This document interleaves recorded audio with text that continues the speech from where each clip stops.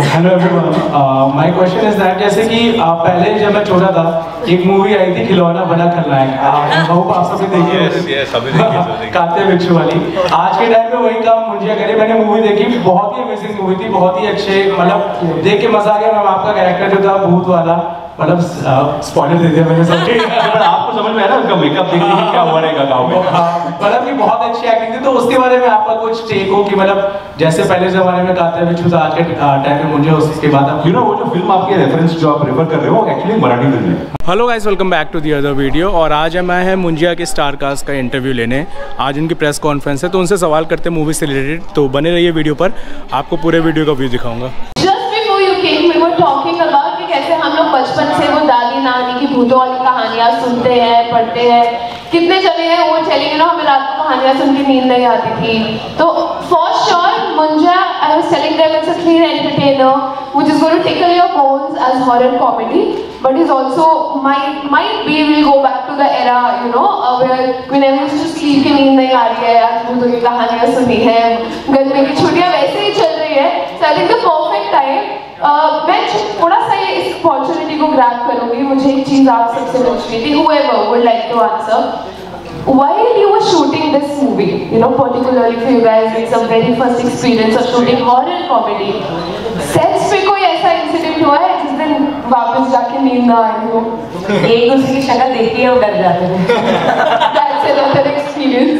No, I'll tell you, I'll quickly sum this up. I don't know आप में से कितने लोगों ने फिल्म देखी है। I'm assuming काफी लोगों ने देखी है, और जिन्होंने नहीं देखी उनके लिए स्पॉइलर ऐसा है कि इनका एक गेटअप है फिल्म में जो बहुत ही इंटरेस्टिंग गेटअप है, थोड़ा डरावना गेटअप है। तो ये ऐसे गेटअप करके रात को मेकअप वैन से सेट पे आती थी, और हम एक गाँव में शूट कर रहे थे। गाँव की जो गलियाँ होती है ना, वहाँ पे बहुत लाइट होता नहीं है।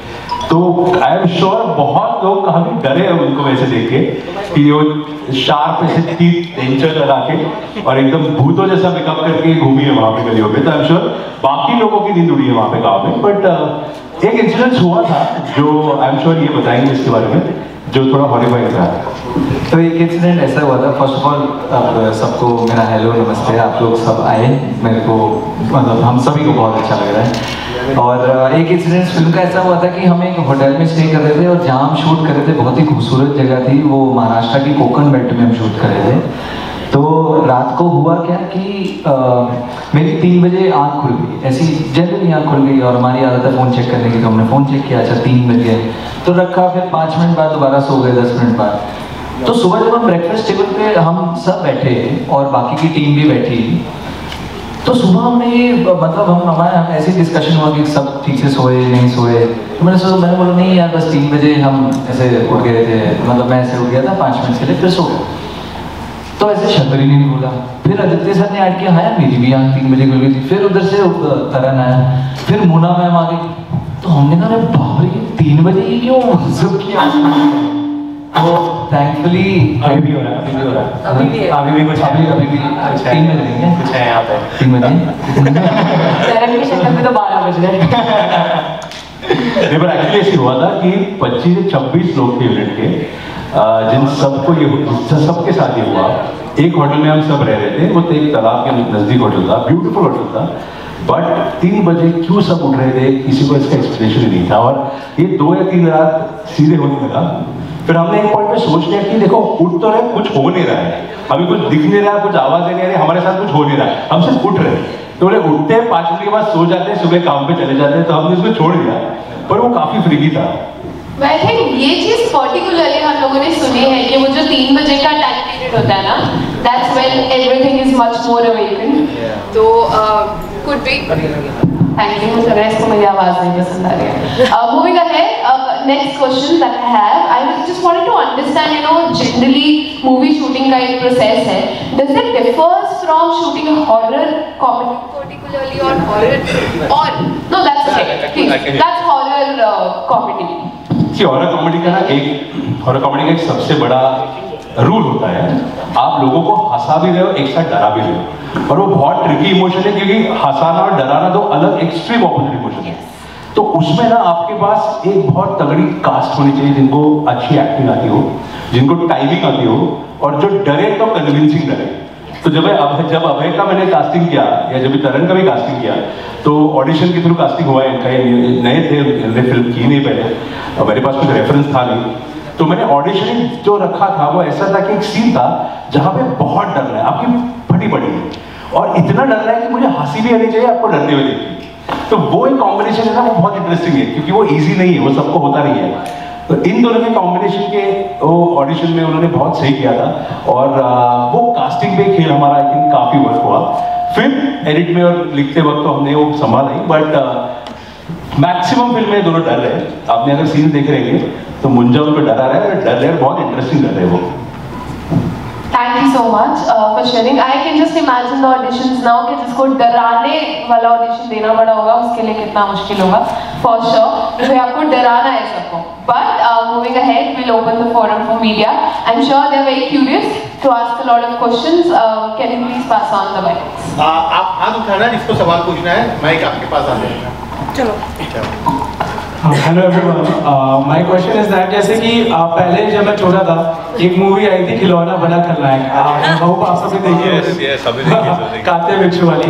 आज के टाइम में वही काम मुंजिया करे, मैंने मूवी देखी, बहुत ही अमेजिंग मूवी थी, बहुत ही अच्छे, मतलब देख के मजा आ गया। मैं आपका कैरेक्टर जो था भूत वाला, मतलब स्पॉइलर दे दिया मैंने सब, पर आपको समझ में आया ना उनका मेकअप देखने की क्या हुआ रहेगा गाँव में, मतलब कि बहुत अच्छी एक्टिंग थी। तो उसके बारे में आपका कुछ टेक हो कि मतलब जैसे पहले जमाने में काते बिच्छू था, आज के टाइम में मुझे उसके बाद आप वो जो फिल्म आपके रेफरेंस जो आप रेफर कर रहे हो एक्चुअली मराठी फिल्म है काते बिच्छू की, जिसको डब करके हिंदी में ये नाम आया था और वो बहुत इतनी चली थी महाराष्ट्र में, वो सुपर डुपर हिट थी और फिर उसको डब करके ऑल ओवर इंडिया में रिलीज किया गया था, वो वहां भी चली थी।